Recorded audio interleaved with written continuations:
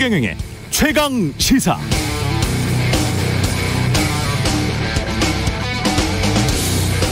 네, 이번 주 가장 눈에 띄었던 뉴스들. 경찰 김혜경 법인카드 의혹 관련 경기도청 압수수색. 후드티에 슬리퍼 김건희 여사 경찰견 안고 미소. 김건희 슬리퍼 하루 만에 품절 사태. 조민 부산대 의전원 입학 취소. 의사 면허도 박탈되나? 고려대학교 조민 씨 입학 허가 취소 결정. 묘하게 아니면 어쩌면 당연하게 상반된 뉴스들이 겹쳤는데요. 그래서 떠오른 노래 한 곡이 있었습니다. The Winner Takes It All. 후렴구가 이렇죠. The Winner Takes It All. 승자가 다 가져갑니다. The Loser Has to Fall. 패자는 무너져야 해요. It's simple and it's plain. 간명합니다. Why should I complain? 제가 왜 불평하겠어요? 주말에 한번 들어보시기 바랍니다. 이따 끝날 때 클로징으로도 약간 들으실 수 있을 것 같습니다. 참고로 프랑스 사르코지 대통령 부인 카를라 브루니가 부른 노래 좋습니다.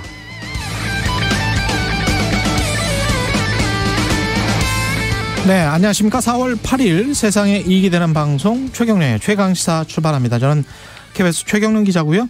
최경영의 최강시사 유튜브에 검색하시면 실시간 방송 보실 수 있습니다. 문자 참여는 짧은 문자 50원, 긴 문자 100원이 드는 샵 9730 또는 유튜브에 의견 보내주시기 바라고요. 무료 콩 어플도 많은 이용 부탁드리겠습니다. 오늘 인터뷰 경기도지사 출마한 더불어민주당 조정식 의원 만나보고요. 국민의힘 하태경 의원 만납니다.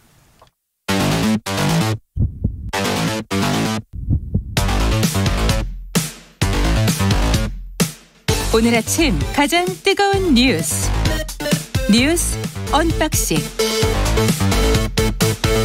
네, 뉴스 언박싱 시작합니다. 민동기 기자, 김민아 평론가 나와 있습니다. 안녕하십니까? 안녕하세요. 예.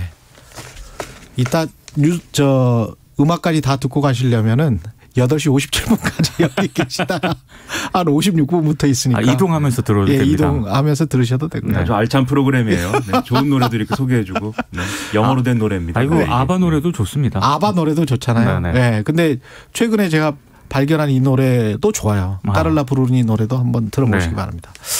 한덕수 총리 후보 연이어서 뉴스가 많이 나오네요. 오늘은 경향신문의 단독 보도입니까? 그 한덕수 후보자 소유의 자택에 수억의 월세를 선지급하고 입주했던 기업이 미국의 통신업체 AT&T지 않습니까? 예. 근데 한국 시장에 진출하면서 정부로부터 특혜를 받아서 당시 국내 기업들이 강하게 반발했다는 그런 내용인데요. 이게 문제는 특혜 논란이 집중된 93년이 한덕수 후보자가 청와대 통상산업비서관으로 근무하던 시기였는데 예. 이 시기 AT&T가 한 후보자의 서울 신문로 주택을 임차해 있던 시기와 겹친다는 겁니다. 아, 그렇군요. 그래서 조금 이상하다는 그런 건데요. 사실 AT&T 같은 경우에는 87년 10월 자회사를 통해서 국내 법인을 설립을 했고요. 이후 AT&T 미국 본사가 한국, 일본, 대만 소재 전화기 제조업체 12곳을 덤핑 혐의로 제소를 했고 이때 통신시장 개방 압력이 굉장히 거세였던 그런 시기였거든요. 예. 근데 문제는 93년 2월 김영삼 정부가 출범을 하면서 3월에 이 한 후보자가 청와대 통상산업비서관에 발탁이 되는데 이때 한미 양국이 AT&T의 국내 조달 시장 참여 허용을 두고 굉장히 협상을 벌이던 시기였습니다. 결국에는 우리 정부가 미국 측 요구를 대부분 수용하기로 하면서 타결이 됐는데 혹시 이게 이제 특혜 시비와 관련해서 한 후보자의 이 자택 이 문제가 영향을 미친 것 아니냐라는 그런 취지의 의혹 제기고요.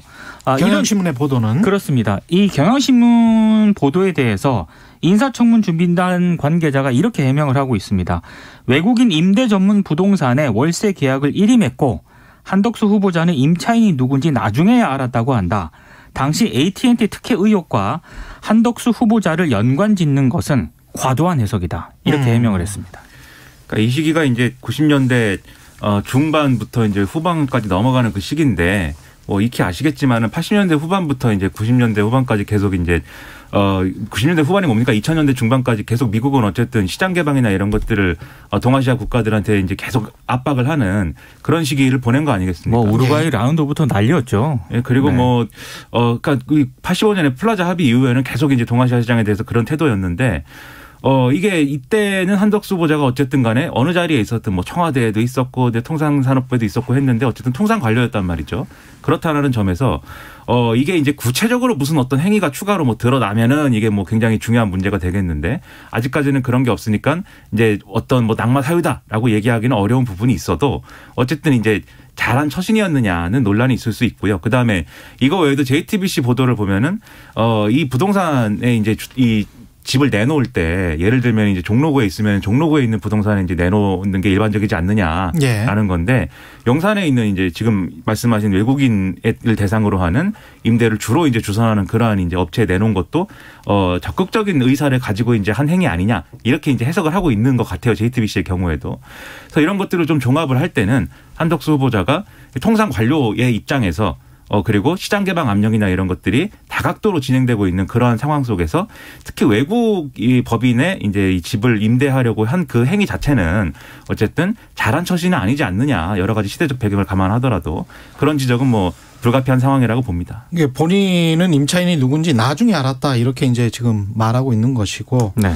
근데 그거는 이제 본인 양심 문제니까 저희가 이제 알 수가 없는 것이고, 저는 비슷하다고 봐요. 과거에 문재인 정부 때 조국 전 장관 제가 오프닝에서도 이야기했습니다만 사모펀드 관련해서 처음 불거졌을 때 제가 그때는 경제쇼 MC였는데 그때 오프닝으로 비판을 한 적이 있거든요.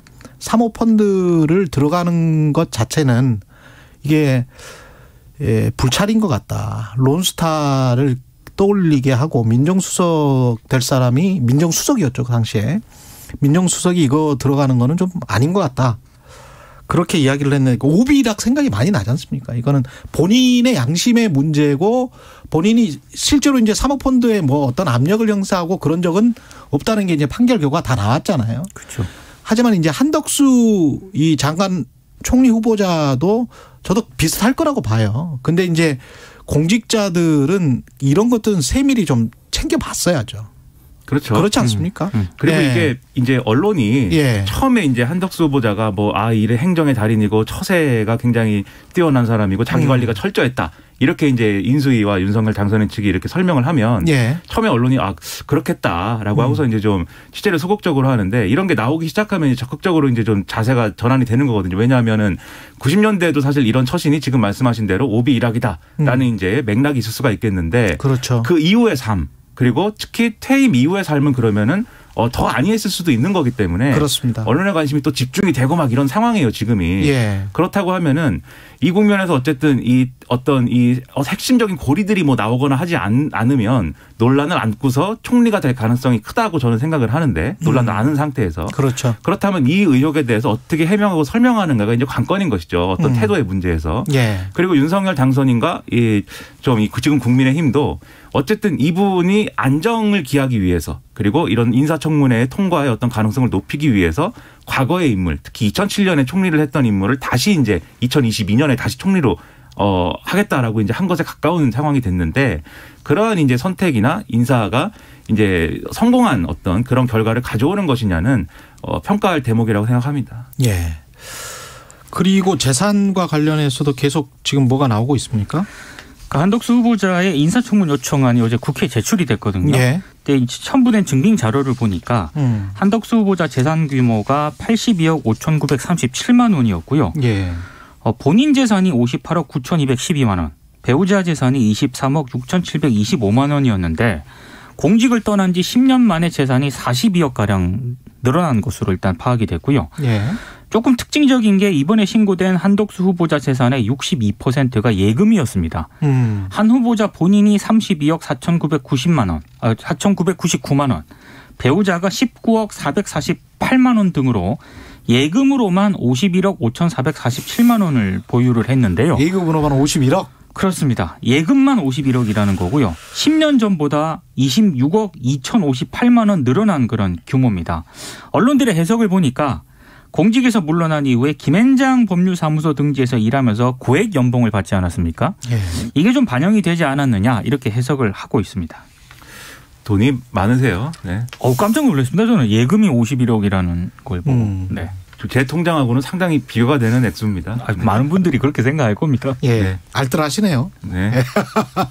근데 이제 이런 것들을 예를 들면 이제 지금 이 재산 목록을 보면은 액수는 이제 큰데 또 자세히 내역을 이렇게 보면은 이게 예를 들면 고액 뭐 고문료나 이런 것들이 이제 뭐 받아가지고 이제 늘어난 어떤 그런 현금이나 이런 것들이 눈에 띄긴 하지만 어떤 뭐 투기라든지 뭐 이렇게 볼 수 있는 그런 대목이 있느냐는 조금 이제 그런 부분 또 아닌 것도 같고. 그걸 또 그게 있는지는 검증을 해봐야겠죠. 그렇죠. 예. 검증해야 될 내용이겠지만 네. 지금 나온 이 액수는 큰데 내역에 대해서는 또 추가 취재가 어떻게 이루어질지는 잘 전망할 수가 없는 것 같습니다. 알겠습니다. 정부 조직 개편과 관련해서는 새 정부 출범 이후로 조직 개편을 미루겠다. 인수위의 발표입니다. 그러니까 안철수 인수위원장이 어제 이제 브리핑을 가졌는데요. 뭐 국내외 경제 문제도 심각하고 그리고 외교안보도 엄중한 사안이기 때문에 이런 것 등을 고려해서 민생 안정에 당면한 국정 현안에 집중하는 게 바람직하다고 판단을 했다. 그래서 원래는 그 정부 조직 개편을 하려고 했었는데 현 정부의 조직 체계에 기반해서 내각을 구성하기로 했다라고 밝혔습니다. 그러니까 원래 4월 중순에 정부 조직 개편안을 확정을 하고요. 인수위 계획은 이에 따른 후속 인사를 진행할 예정이었는데 일단 더불어민주당이 정부 조직 개편안을 통과를 시키려면 국회를 통과해야 되지 않습니까? 네. 민주당이 일단 뭐 여성가족부 폐지 이런 거에 반대를 하고 있기 때문에 통과가 쉽지 않은 데다가 출범 전부터 이게 지금 여야가 대치하는 모습을 보일 경우에는 그렇죠. 국민들이 안 좋게 보거든요. 아마 이런 점들을 고려를 한 것으로 보이는데 여기서 이제 또 특징적인 게 여성가족부 장관 역시 이번 내각 명단에 포함될 가능성이 높아졌다는 겁니다. 일단 추경호 의원이 인수위 기획조정분과 간사인데 어제 기자들이 당연히 질문을 했겠죠. 그러면 여가부 폐지 공약을 원점으로 돌리는 거냐 이렇게 물으니까 공약은 유효한데 이 공약을 어떤 식으로 정부 조직 개편에 담아야 할 것인지는 여러 견해가 있기 때문에 이걸 그대로 밀어붙일 사안은 아니다. 이렇게 얘기를 했거든요. 예. 근데 지금 이게 좀 일단 뭐 공약은 그대로 유지하겠다는 그런 입장인데. 그러면 일부 부처는 통폐합하겠다는 이야기잖아요. 그렇죠. 그러니까 이게 예. 나중에 혼선을 빚지 않을까 뭐 이런 우려도 지금 제기가 되고 있는 상황입니다. 근데 이게 어쨌든 이게 예를 들면은 통상 기능을 뭐 외교부가 가지는 거냐 산업부가 가지는 거냐 뭐 이런 논란들이 있지 않습니까? 그렇죠. 이런 거는 어쨌든 새 정부가 자신의 어떤 국정 철학이나 기조를 반영해 가지고 짜는 것이기 때문에 아무리 민주당이 다수 의석을 가지고 있다 하더라도 그냥 마냥 반대할 수는 없는 거죠 사실. 잘 논의를 해가지고 통과를 시킬 수 있는 건데 그런데 정치적 쟁점이 되는 내용이 있다 그러면 이제 이거는 어떤 전선이 쫙 그어지게 되는 건데 그게 이제 여성가족부 폐지 문제인 겁니다. 예. 그래가지고 지금 제가 볼 때는 이 문제가 핵심이라고 저는 생각을 하고 나머지 문제는 얼마든지 이제 협의할 수 있는 내용인데 그러면 이제 이 문제가 어쨌든 의석수로 국민의힘이 밀리는 상황이다 보니까 정보조직법 개정안을 지금 발의해가지고 통과시켜야 되는데 그 전체를 지금 이제 처리할 수 있는 그런 어떤 물적 기반이 지금 없는 거잖아요. 예. 그러다 보니까 그냥 이제 지금으로서는 유지를 해야 된다라는 쪽에 기울어졌다고 보고요. 그리고 만약에 여성가족부 폐지나 대안에 대해서 국민적인 합의를 이룰 수 있는 그런 설득이 될 수 있는 그런 내용이 또 있으면 그걸 가지고 돌파할 수 있을 텐데 그런 내용도 지금 준비가 안 된 걸로 보여요. 결국 여성가족부 폐지하면 어떻게 하겠다는 거냐는 지금 아직도 완벽한 대답은 안 나온 거잖아요. 근데 이게 공약을 계속 유지하겠다라고 했기 때문에 예. 근데 만약에 여성가족부 장관 명단을 발표할 거 아닙니까? 예. 그럼 그 여성가족부 장관이 여성가족부의 폐지까지 지금 논의를 해야 되는 그런 상황이 될 수도 있다는 거거든요. 그러니까 이게 뭐 하는 건가 약간 그런 생각이 좀 들긴 합니다. 근데 이제 여성가족부 폐지를 공약했기 때문에 정보조직법 개정안은 이후에 제출할 거지만 그렇죠. 지금 논의하는 내각 이 조각에 있어서 여성가족부 장관은 그래서 빼놓고 얘기하겠습니다. 이렇게 얘기하기도 좀 어려운 그렇죠. 거 아니겠습니까? 그래서 이제 안철수 위원장도 새로 이제 장관이 되는 분이 여가부를 어떻게 할 것인지 그리고 어떤 대안을 마련할 것인지까지도 다 이제 논의를 할 것이다라고 얘기를 하고 있는데 그렇게 되면 아마도 이제 8월, 9월, 10월 임시국회, 10월 정기국회까지도 아마도 이런 이제 정보조직법 개정안이 처리되기 어려울 것이다라는 전망도 있고요. 그리고 그러면 그렇게 하는 김에 국정감사까지 마무리하고 나서 그러면 처리하자라는 얘기도 있는 것 같아요. 왜냐하면 이 국정감사는 어쨌든 문재인 정권에서 했던 각 부처의 이런 일이나 이런 것들을 감사하는 그런 기관으로 만들면 그것이 또 실효적이지 않겠느냐라는 판단을 국민의힘 일부에서 하는 것 같아서 예. 그래서 당분간은 아마 유지가 되는 상황이 계속 이어지지 않겠는가 이렇게 생각이 됩니다. 우리가 꼭 이거를 어떤 정치적인 걸로만 볼 필요는 없을 것 같아요. 저는 이게 꼭 국회나 청와대 신임 청와대라고 할 수 있겠죠. 신임 국방청사인가요? 하여간 집무실. 예, 집무실. 새 정부라고 해주시죠.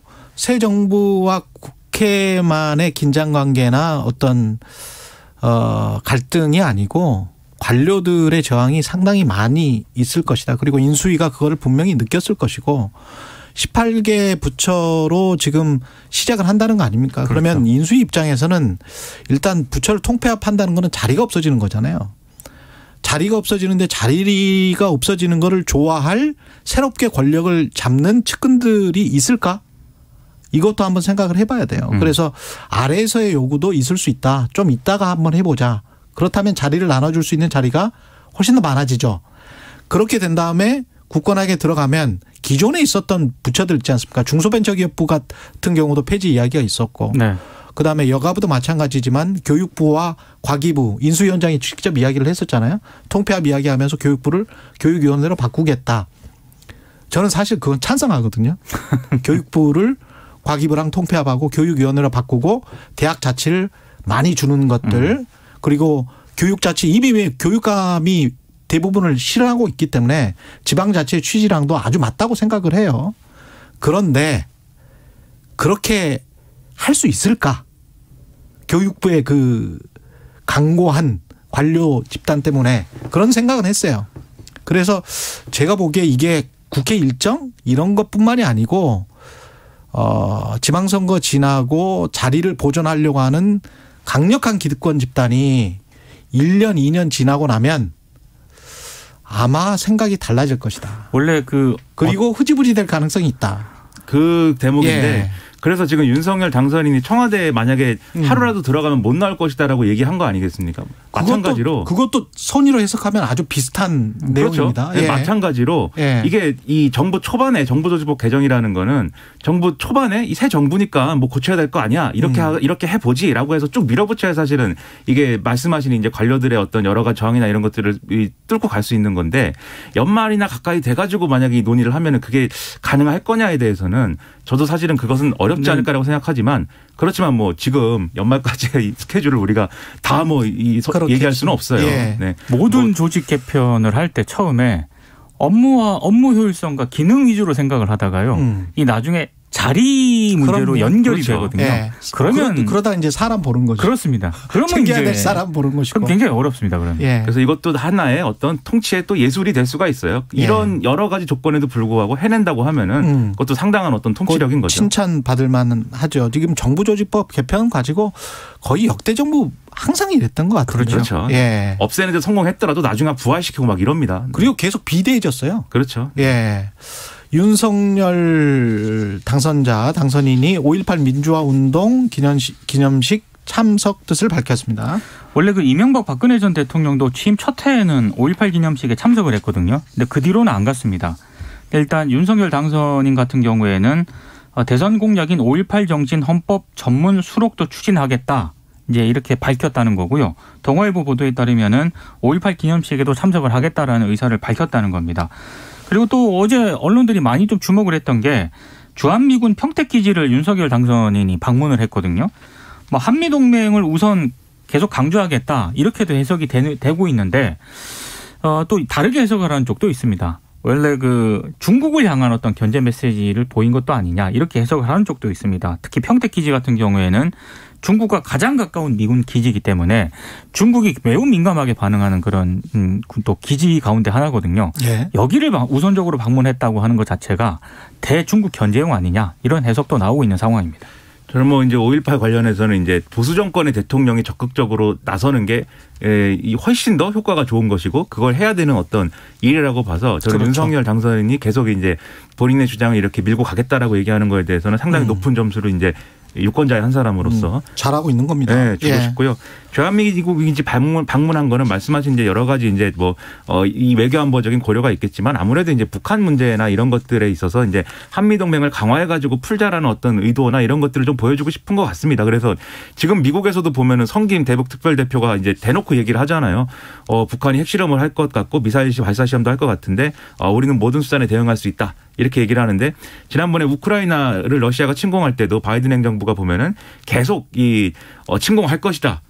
계속 얘기를 하면서 김을 빼는 전략을 쓰잖아요. 지금 미국도 그렇게 이 북한 문제에 대해서 미국이 그렇게 접근하고 있는 것 같거든요. 예. 그래서 사실 거기에 대해서 좀 장단을 맞춰주는 측면도 있는 것 같고 결국 이제 안보 문제에 있어서는 북한 변수를 가장 최우선으로 고려하는 그런 상황이라고 봐야 되겠죠.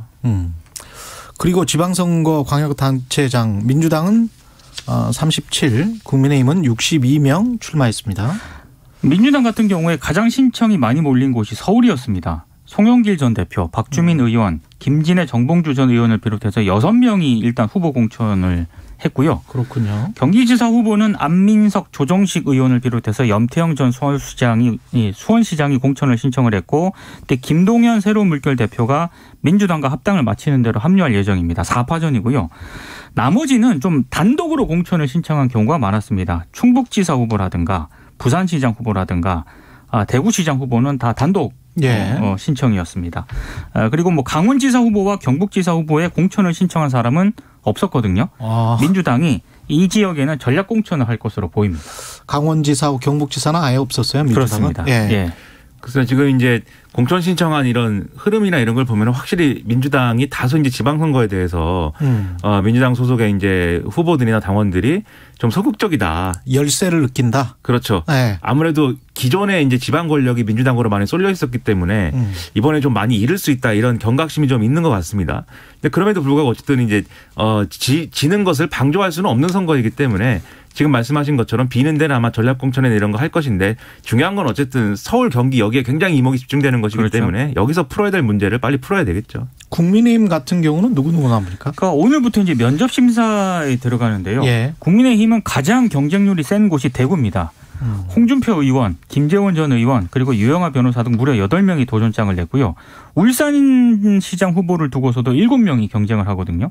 제주지사도 7명이 신청을 했고 경기지사도 6명이 공천을 신청을 했습니다. 서울시장 후보 같은 경우에는 오세훈 서울시장 단독일 것 같은데 아닙니다. 3명이 다툽니다. 3명이 일단 다투게 됐고요. 아, 그래요? 부산시장이라든가 경북지사 이런 쪽에서는 각각 홀로 이제 공천을 신청을 했고 국민의힘 같은 경우에는 이 지지세가 가장 약한 게 호남 지역이잖아요. 예. 전남지사 후보에 이정현 전 청와대 홍보수석 등 2명이 공천을 신청을 했고 전북지사에도 2명이 각각 신청을 했다고 합니다. 양당 모두 여성 신청자가 좀 미미한 것이 좀 공통점입니다. 국민의힘은 이렇게 전반적으로 쭉 많이들 이제 신청을 하다 보니까 광역지자체장 선거 특히 큰 선거에 있어서는 결국은 그 논란으로 갈 수밖에 없는 것 같아요. 윤심이 어떻게 작용하는 거냐. 친윤 후보냐 비윤 후보냐 이런 얘기 막 만들어질 텐데. 윤핵 간 대 비윤핵 간의 대결이다 이런 얘기 나오고 있습니다. 그렇죠. 예. 그런 당내 갈등이 어떻게 활성화되지 않도록 하느냐 중요한 과제인데 역대 그런 게 다 성공한 적은 없는 거니까 상당히 볼만한 얘기들이 많이 나올 것 같습니다. 야, 근데 정치 시작하고 지금 한 1년 지났나요? 윤석열 당선인이? 그렇죠. 그렇죠. 그런데 이제 벌써 윤심이라는 말이 나올 정도면 조직 장악력이 굉장히 뛰어나네요. 어쨌든 대통령 당선인이기 때문에 중요합니다. 윤심은. 네. 예. 아니 여기는 최심이 중요하죠. 최경영의 최심. 저야 네. 굉장히 좀 자유로운 사람이니까 그렇게 조직을 장악해서 뭔가를 이렇게 추구하는 이런 거는 잘 모르는데 그런 것 같아요. 시간을 생각을 해보니까 한 1년도 안 됐는데 벌써 과거에 이제 문심, 박심 이런 원래 정치를 굉장히 오래 했던 사람들이었잖아요. 근데 그렇지 않고 지금 정치를 막 시작했는데 바람의 세기도 중요하지만 바람이 불었을 때 알아서 눕는 사람들도 많지 않겠습니까? 그렇죠. 그러니까 저희 둘도 여기 최경영 기자 본인이 자유롭고 아니라고 얘기하지만 저는 아니에요. 저는 표정을 계속 살피는 거예요. 우리가. 저는 안 챙겨줘요. 무슨 얘기를 했는데 얼굴을 찌푸린다 그러면 내가 잘못 얘기했나? 아니야. 최심에 맞춰간다. 아니 마음대로 말씀하세요. 김연아 평론가 마음대로 말씀하세요. 알잖아. 지금 표정이 또 안 좋아요. 그래서 내가 잘못 얘기했구나. 네. 왜 그래요? 아유 마음대로 말씀하십시오. 그리고 그 유시민 씨에게는 유시민 작가에게는 검찰이 실형을 구형했습니다. 한동훈을 명예훼손한 혐의로. 그렇습니다. 예. 일단 뭐 실형을 선고를 했고요. 예. 구형을 했습니다. 네. 구형을. 예. 그래서 유시민 전 이사장 같은 경우에는 일단 본인이 사과를 했지만 그리고 한동훈 부원장의 명예를 본인이 훼손했다고 생각하지는 않지만 일단 비난하는 거는 이해를 할 수 있다. 근데 형사법정에 세운 검찰에 대해서는 유감이다. 이렇게 입장을 어제 밝히기도 했습니다. 이 문제는 재판의 과정이니까 어쨌든 구형을 1년을 했으면은 구형 1년. 그렇습니다. 예. 판사가 판단해가지고 아마 뭐 어떻게 판단할지 모르겠지만 실질적으로 이제 좀 실형을 살아야 되는 뭐 그런 결과는 나오지 않을 걸로 예상을 할 수가 있겠고요. 명예훼손이니까요. 그렇죠. 예. 그래서 일정 정도의 법적 책임을 지는 수준에서 이제 끝나지 않을까 생각이 되는데 다만 이제 이 문제가 결국은 한동훈 검사의 무슨 뭐 앞으로 뭘 어떤 역할을 맡는 것이냐 뭐 이런 얘기들과 다 사실은 연결이 돼 있는 문제. 잖아요. 예. 근데 한동훈 검사가 이 최근에 이제 검언유착 관련돼서 이제 무혐의 처분도 나고 했는데 저는 그런 과정에 대해서도 이제 지난번에도 말씀드렸다시피 무혐의 처분 더 빨리 했어야 됐다라고 보는 입장이지만 한동훈 검사 그 직후에 이제 언론에 낸 입장을 보면은 굉장히 기세가 등등합니다. 그래가지고 지금 유시민 전 이사장과 그다음에 심지어 박범계 장관까지 포함해가지고 추미애 박범계 장관까지 책임을 묻겠다 막 이렇게 얘기를 하는데 예. 이거는 제가 볼 때는 아무한테도 도움이 안 되는 그런 또 태도거든요. 검찰에도 도움이 안 되고 윤석열 당선인에게도 도움이 안 됩니다. 이런 상황들이 계속 정치적으로 힘을 막 얻고 막 눈덩이처럼 굴러가는 거에 대해서 예. 윤석열 당선인이 지금 굉장히 지금 이 뭐라고 할까요? 메스를 잘 들이대야 되는 상황이라는 걸 명심해야 됩니다. 여기서 구조적으로 법적으로 봤을 때 명예훼손이 형사적으로 처벌되는 나라가 OECD 국가 중에서 한 2개 나라 정도밖에 없었잖아요. 예. 예. 그리고 한국은 아직까지도 그런 나라 중에 하나고 명예훼손을 형사적으로 처벌한다. 이거는 저는 늘 그랬지만 반대입니다. 사실적시에 대해서. 예. 네. 저도 반대입니다. 이거는 언론 자유의 심대한 침해이기 때문에 민사적으로 그냥 알아서 그렇습니다. 그냥 네. 두 분들끼리 알아서 하시는 게 가장 자유민주주의 국가에서는 어울릴 것 같습니다. 이거는 좀 다시 한번 생각을 해보시고요. 네. 뉴스 언박싱 민동기 기자 김민아 평론가였습니다. 고맙습니다. 고맙습니다. KBS 1라디오 최경련의 최강시사 듣고 계신 지금 시각 8시 47분으로 향하고 있습니다. 날씨 정보입니다. 대기가 매우 건조한 가운데 오늘도 맑은 날씨가 지속되겠습니다. 오늘 저녁부터 모레 낮 사이 중부와 호남 서해안, 경북을 중심으로 돌풍 부는 곳이 있겠고요. 전국적으로 바람이 다소 불겠습니다. 그런 가운데 영동 및 경북 동해안, 경북 산지에는 상당히 강한 바람이 불겠습니다. 화재 예방에 신경 쓰셔야겠습니다. 오늘 아침까지 중부와 호남권엔 안개가 짙은 곳이 많겠고요. 낮에는 기온이 많이 올라서 일교차가 오늘도 큰 하루가 되겠습니다. 낮 기온 서울 20도, 광주 24도, 대전, 대구 23도 등 남부지방은 가벼운 더위를 느낄 수도 있겠습니다. 16에서 24도 분포고요. 내일은 기온이 더 올라서 평년보다 5도에서 10도가량 높은 수준으로 서울 22도까지 오르겠습니다. 주말인 내일 새벽에 서울, 경기 등 중부지방으로 비가 조금 내리겠고요. 천둥, 번개에 동반되는 곳이 있으니까 주의하셔야겠습니다. 지금 서울의 기온은 6.4도입니다. 날씨 정보였고요. 다음은 이 시각 교통 상황 알아보겠습니다. KBS 교통정보센터의 정현정 씨입니다. 네, 금요일 출근길입니다. 이른 시간부터 정체가 시작됐는데요. 평소보다 막히고 있어서 여유 시간 두시고 출발하시는 게 좋겠습니다. 먼저 경부고속도로입니다. 서울 방향으로 양산부터 막히기 시작해서 수원에서도 밀리고 있습니다. 달래내 부근에서 반포까지 정체고요. 반대 부산 쪽으로는 반포에서 서초까지 천천히 갑니다. 서해안고속도로 상황은 서울로 들어오는 차들이 많은데요. 일직분기점에서 금천까지 밀리고 있고요. 반대 목포 쪽으로는 순산터널에서 막히기 시작해서 팔곡터널에서 용담터널까지 정체 이어져 있습니다. 비봉에서와 팔탄분기점에서 화성휴게소까지 천천히 가고요. 영동고속도로 강릉 쪽으로는 서창분기점에서 월곶분기점까지 속도 줄여서 지납니다. KBS 교통정보센터에서 정현정이었습니다. 오늘 하루 이슈의 중심. 당신의 아침을 책임지는 직격 인터뷰. 여러분은 지금 KBS 1라디오 최경영의 최강시사와 함께하고 계십니다.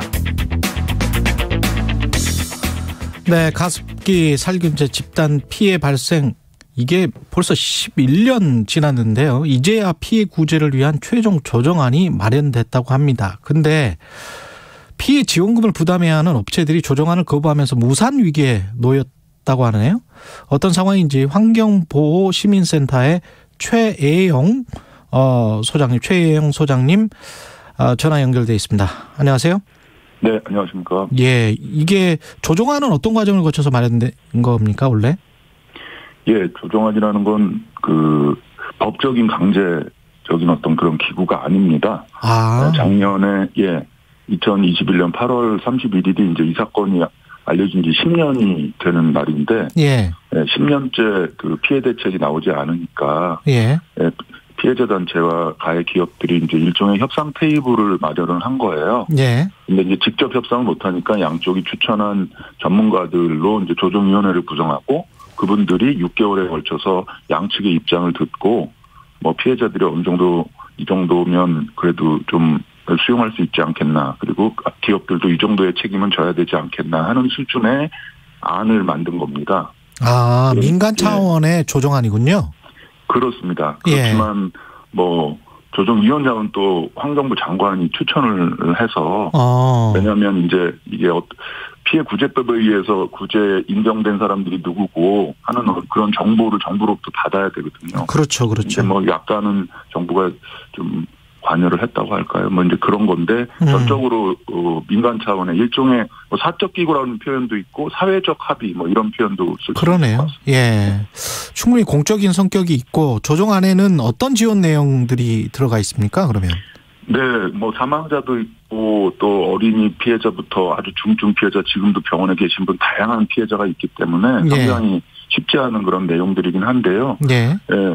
그 조정이기 때문에 배보상이란 말을 안 씁니다. 그 지원금 뭐 이런 식으로 쓰는데 보통은 이제 정식 배보상은 형사 책임을 지고 민사적인 차원에서 이제 이렇게 되는데 그래서 여기에는 뭐 정신적인 위자료나 경제적인 어떤 피해에 대한 배상 이런 것들은 거의 없고 순수하게 의료비 그렇죠. 신체적인 피해와 그다음에 이제 그 생활비를 약간 지원하는 아주 어려운 경우에 이제 그렇게 포함이 돼 있어서 아주 작게는 300만 원. 왜냐하면 신청을 했는데 인정이 안 된 분들도 있거든요.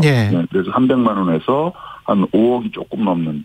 그러니까 병원비 뭐 폐이식 수술을 하고 계속 병원에 입원해 계셔야 되고 하는 분들은 그 병원비가 꽤 많이 들거든요.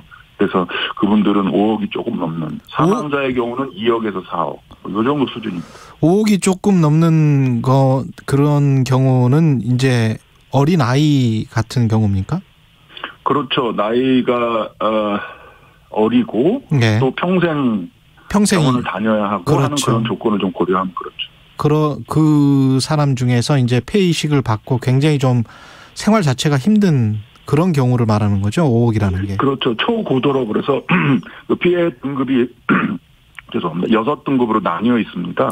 그중에 거의 초고도 그러니까 사실상 장애 정도가 굉장히 심각하고 그걸 생각을 하면은 5억이라는 돈은 그렇게 큰 돈도 아닌 것 같은데요. 옥시와 애경산업은 이게 이번 최종안을 지금 거부를 하고 있는 거죠? 여보세요? 지금 전화가 끊긴 것 같은데요. 환경보건시민센터의 최혜영 소장님과 말씀 나누고 있었는데, 가습기 살균제 집단 피해 발생 11년이 지나도록 피해 지원금이 이게 제대로 지급이 안 되고 있었다는 게 저는 믿기지가 않네요. 전화 연결됐습니까? 아직 안 됐군요. 여쭤봐야 될 말들이 많은데 옥시나 애경산업은 왜 이게 최종안을 거부하고 있는지도 궁금하고요. 전화 연결됐죠? 네네네. 빨리 좀 말씀해 주십시오. 시간이 없어서. 이게 최종안을 지금 거부를 하고 있는 거죠. 기업들은.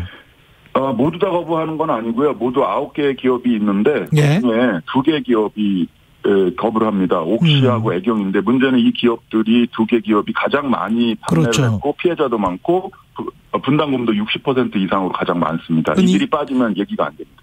이들이 내야 될 액수가 5,600억? 그렇죠. 옥시가 전체의 50%가 넘으니까 5천억 되고 애경이 한 6.4% 되니까 한 700억 정도 됩니다. 이게 민간 조정이라서 강제할 수 있는 방법은 없습니까?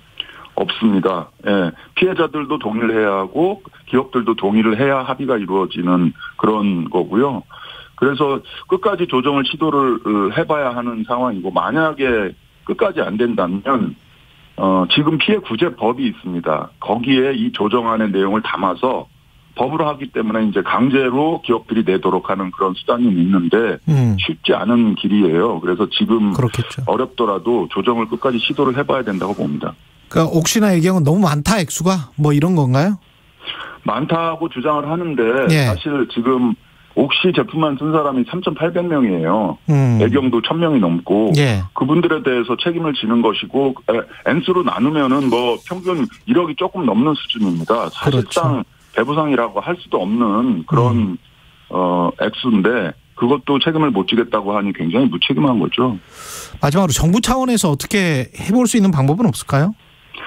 정부 차원에서도 이제 환경부 장관이 위원장을 추천했기 때문에 예. 예, 환경부에서 위원장을 통하든 직접 하든 기업들과 피해자들 만나서 원만한 합의와 조정을 계속 좀 촉구를 하고 정부가 할 수 있는 일도 무엇인지 좀 알아보고 그렇게 해야 될 것 같고 새로운 정부도 이런 또 관심을 가져야 되겠습니다. 봅니다. 예, 환경보건 시민센터의 최혜영 소장님이었습니다. 고맙습니다. 감사합니다.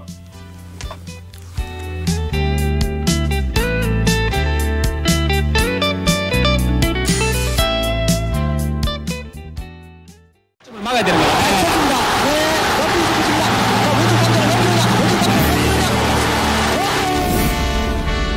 네, 2022 KBS 연중기획 기억을 기록하다. 그때 국가대표 선수에서도 제일 에이스가 이선희 투수였어요.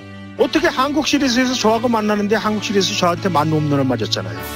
그 원년에 사실 최하위 팀이었다는 오비베어스가 승승장구하면서 박철순이가 22연승이라는 기록도 갖고 막 이렇게 새로운 기록들이 나타나니까 김우열 선수, 김경문 선수, 조범현 선수, 신경식 선수, 부천서 선수, 뭐 박종훈 선수, 뭐 이 기라성 같은 멤버들이 많죠. 벌써 40년 정말 세월 빠르잖아요. 지금 프로야구 상당히 많이 발전했습니다. 더욱 발전하려면은 아마추어 팀, 초중고 팀들이 늘어나야 할 것 같아요. 고등학교 팀이 한 60개 팀밖에 없지 않습니까? 그 팀에서 지금 10개 구단의 뿌리가 되는 거 아닙니까? 이 뿌리가 단단해야 한국 야구가 번성하고 발전할 수 있을 건데 원래로서 야구가 발전할 수 있는 길이라면 언제든지 도울 준비는 되어 있어요. 저의 마음은 이제 20대 청춘이니까. 초대 한국 시리즈 MVP 김유동 선수는 기억합니다. 한국 프로야구 원년 우승팀을 결정한 말로 홈런. 그 주인공이 자신이라는 사실이 지금도 꿈만 같습니다. 담장 너머로 날려버린 야구공, 쏟아진 야구 팬들의 환호. 그렇게 함께 울고 웃으며 40년이라는 시간이 흘렀는데요. 팬들은 1982년의 말로 홈런을 넘어서는 명장면이 탄생하길 바라고 있습니다. 당신과 대한민국의 기억, KBS가 기록합니다.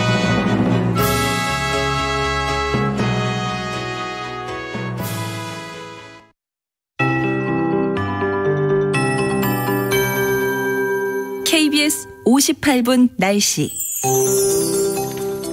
벚꽃이 만개한 풍경 뚜렷이 보일 만큼 오늘 날씨가 맑겠는데요. 중부와 호남의 안개가 아침에 좀 드려질 가능성이 있습니다. 올해 꽃 축제를 재개하는 곳이 많은 반가운 봄 소식인데요. 오늘 맑고 화창한 날씨 되겠습니다. 그러나 대기가 매우 건조합니다. 오늘 저녁부터 전국의 바람이 강해지겠고요. 특히 영동미, 경북 동해안 또 경북 산지 쪽 바람은 매우 강하겠습니다. 화재 예방에 신경 써주셔야겠습니다. 주말인 내일 새벽부터 아침 사이 서울과 경기, 충청 북부에 비가 조금 내리겠습니다. 비의 양은 5mm 내외가 되겠고요. 천둥, 번개, 돌풍이 동반되는 곳이 있어서 주의하셔야겠습니다. 강수량이 워낙 적기 때문에 건조특보는 유지되겠습니다. 오늘 낮 기온은 서울, 강릉 20도, 광주 24도, 대전, 대구 23도 등으로 일교차가 상당히 크겠고요. 햇살도 따사로워지겠습니다. 내일부터는 기온이 점점 올라서 평년보다 5도에서 10도 10도 정도 높은 수준이 되겠습니다. 낮 기온 서울 22도 등 전국적으로 18도에서 22도의 분포 예상하고 있고요. 아침 기온도 서울이 11도 등으로 오르겠습니다. 당분간 서해와 제주 해상으로 안개가 짙다는 것 염두에 두시면 좋겠습니다. 지금 서울의 기온은 7.3도, 습도는 56%입니다. 강혜정입니다.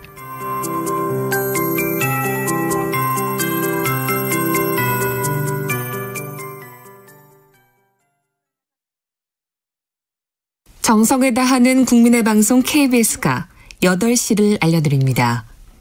AM 711kHz, FM 97.3MHz, KBS 1라디오입니다. HLKA.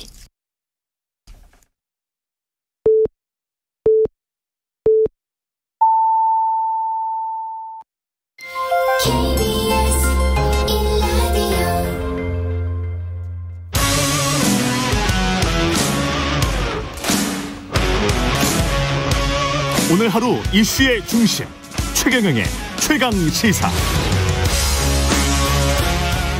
네, 달아오르고 있는 6.1 지방선거 출사표 던진 후보들 릴레이로 만나고 있는데 오늘은 경기도지사 도준장 내민 더불어민주당 5선 중진 의원입니다. 조정식 의원님 나오셨습니다. 안녕하세요. 네, 안녕하십니까. 조정식입니다. 예, 경기 이제 시흥에서 5선을 하셨고, 네네. 그래서 이제 경기도지사 어떻게 보면 지역구를 다시 이제 확장시킨 겁니다. 네, 네. 예, 출마의 변부터 좀 여쭙겠습니다. 네, 이번 그 경기도지사 선거는 그 예전에 여느 그 지방선거와는 좀 의미가 남다르다고 생각을 합니다. 예. 그 첫 번째는 그 대통령 선거에 바로 치러지면서 지금 윤석열 정부가 보이고 있는 독주와 불통, 그리고 또 표적 수사 이러한 것들을 엄중하게 경고하고 견제해야 되는 선거이고요. 예. 예, 정권 초기에 이것을 엄중 경고하지 않으면 앞으로 5년 동안 어떤 일이 벌어질지 모르겠다는 생각이 듭니다. 그리고 두 번째는 그 경기도는 그 이재명 지사의 상징성이 녹아 있는 곳인데요. 예. 그 이재명 지사의 가치와 철학, 그 성과와 업적을 계승 발전해서 경기도를 정치 1번지 그리고 경제 1번지로 만들어야 되는 선거라고 생각을 합니다. 그 저는 경기도 시흥에서 5선 국회의원 하면서 예. 지난 20년 동안 그 민주당의 가치와 정신을 지켜온 사람이고요. 그것도 제 별명이 여의도 정책통입니다. 네, 그 뭐 정책위장, 국토교통위원장 등의 그 중요한 직책들을 거치면서 국정 전반을 제가 다뤄본 유능함이 있고 앞으로 그 거대한 경기도를 이끌 준비된 도지사다 이런 말씀을 드리고 싶고요. 그리고 또한 예. 그 제가 이재명 경기지사 당선되셨을 때 제가 경기도 인수위원장을 맡아서 같이 일을 했었어요. 예. 이제 그런 점에서 그 이재명 지사의 성과와 업적을 계승 발전시킬 적임자가 저라고 말씀을 드립니다. 예. 그 표적 수사, 폭주와 불통 그걸 이제 첫 번째 이유로 들었습니다. 그래서 네네. 견제를 해야 되겠다. 표적 수사는 검찰의 표적 수사는 어떤 걸 말씀하시는 거죠? 그 얼마 전에 그 문재인 정부 산업통상자원부에 대한 예. 그 전격 압수수색이 있었습니다. 예. 네, 그리고 그 다음에 그 경찰의 경기도청 압수수색이 있었고요. 예. 또 뿐만 아니라 최근에는 그 윤석열 당선자의 최측근으로 불리는 한동훈 검사장에 대한 무혐의와 또 바로 이어서 그 유시민 이사장에 대한 정치보복 그 구형이 있었어요. 1년 구형? 네. 예. 징역 1년을 구형을 했죠. 저도 깜짝 놀랐습니다만 특히나 한동훈 검사장에 대한 그 무혐의는 지난 2년간 검언 유착 사건으로 검찰에 질질 끌다가 이제 무혐의 처벌을 한 거거든요. 정권이 바뀌자마자. 그래서 전형적인 검찰식의 내로남불이다. 그리고 제 식구 감싸기 또 그리고 실세에 대한 눈치 보기 아니겠는가 이렇게 말씀을 드리고요. 특히 한동훈 검사장의 핸드폰 비번 그거 버티기에 검찰이 져준 것이다. 정권이 바뀌자마자 무혐의 처분했다고 생각을 합니다. 만약에 조국 전 장관이었다면 검찰이 그렇게 했겠나. 검찰은 조국의 일가족까지 샅샅이 파헤쳐서 딸의 인생까지 무너뜨리지 않았습니까? 그리고 또한 그 한동훈 검사장이 무혐의 처분되자마자 곧바로 기다렸다는 듯이 유시민 이사장에 대해서 징역 1년을 구형을 했어요. 저는 이건 전형적인 정치 보복이라고 생각을 합니다. 그래서 지난 대선 때부터 그 검찰공화국에 많은 우려가 있었는데 말 그대로 있는 죄는 덮고 그리고 없는 죄는 만드는 검찰공화국의 지금 실체가 지금 그대로 드러나고 있다. 지금 이렇게 생각을 하고 있습니다. 있는 죄는 덮었다. 그 있는 죄는 어떤 죄를 말씀하십니까? 예컨대 과연 검찰이 그 한동훈 검사장의 그 핸드폰 비번을 풀기 위해서 모든 노력을 다했는지 의문이에요. 지난 2년 동안. 네, 그리고 특히나 이제 대선 때 가장 큰 그 이슈가 됐던 게 이제 본부장 비리였었습니다. 특히 이제 김건희 씨의 도이치모터스 주가 조작 의혹 그에 대해서는 지금 검찰이 수사를 대선 이후에 아무런 움직임이 없어요. 그 김건희 씨는 대선 전에 그 검찰로부터 소환 통보까지 받았었거든요. 네, 근데 이것을 불응을 했습니다. 그럼 당연히 검찰의 지금까지 수사 방식으로 보면은 바로 이제 강제 소환 수사에 나서야 돼요. 네, 근데 이런 부분들은 다 그대로 놔두고, 그다음에 문재인 정부와 그다음에 이재명 고문 그리고 또 유시민 이사장 이런 등등에 대해서 말 그대로 이 핀셋 그 표적 수사를 하고 있다 이렇게 볼 수밖에 없습니다. 이 폭주와 불통은 뭘 말씀을 하시는 거죠?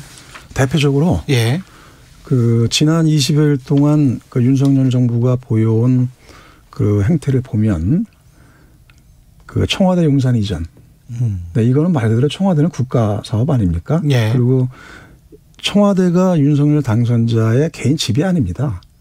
이건 국가의 역사와 주당하고 저희들의 쭉 그 여러 가지 상징적으로 담겨 있는 곳인데 이런 부분들에 대해서 충분한 로드맵도 없이 아직 정권 출범하기도 전에 그 국민의 동의도 구하지 않고 그냥 밀어붙이고 있어요. 그리고 또한 그 다음에 이제 바로 들어간 게 그 검찰의 그 산업통상자원부 전격적 압수수색 이런 등등 문재인 정부가 했던 모든 정책들을 가지고 뒤집게 하는 것만 하고 있습니다. 그래서 이에 대한 국민적 우려와 저희 더불어민주당의 우려가 대단히 큰 거죠. 그 더불어민주당 안에서 경기도지사 지금 후보로 나온 분들 많은데 다른 분들 어떻게 평가를 하시는지도 좀 궁금하네요. 김동연 전 부총리도 있을 것 같고, 안민석 의원도 있고. 지금 저를 포함해서 이제 4명, 네 분이 일단 그 아마 이제 경쟁을 하게 될 것으로 보이는데요. 그 상대 후보에 대해서 제가 지금 뭐라고 그 부분을 언급하는 거는 적절치 않고 앞으로 이제 경선 레이스가 본격화되면 본격적인 역량과 자질 검증이 있을 거라고 봅니다. 다만 이제 김동연 그 대표에 대해서는 그동안은 이제 서울 지역이 지금 인물난을 겪고 있기 때문에 서울에 출마해야 된다는 의견들이 많았었어요. 그런 점에서 보면 그 좀 선당 후사의 정신이 좀 아쉽다. 네, 그런 말씀을 좀 드리고 싶고요. 그리고 무엇보다 저는 그 당당하게 정책 경쟁 그리고 비전 경쟁 또 자질 경쟁을 하면서 제가 왜 적임자인가 이런 부분들을 중심으로 이렇게 좀 말씀드릴 생각입니다. 경선 룰에 관해서는 국민 참여 경선 이거 하자라고 주장을 하셨잖아요. 이거는 어떻게 돼가고 있습니까? 그 지금 경선 룰에 대한 논란이 있는데요. 사실은 이제 4월 말까지 후보를 선출해야 되기 때문에 시간이 많이 남지 않았어요. 그런 점에서 보면 그 제가 이번 주까지는 경선 룰에 대한 모든 그 제안이나 논란들을 정리를 하자.